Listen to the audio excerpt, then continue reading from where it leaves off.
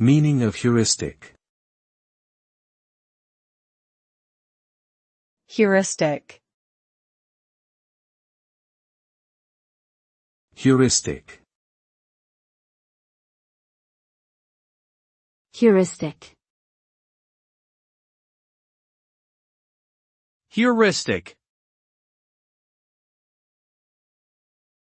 The term heuristic refers to a problem-solving approach that involves using practical methods and rules of thumb, rather than strictly following a set of predetermined steps.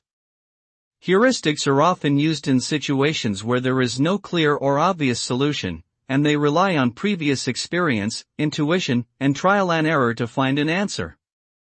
Although heuristic methods can be less precise than following a formal algorithm, they can be effective in quickly identifying possible solutions and guiding further investigation.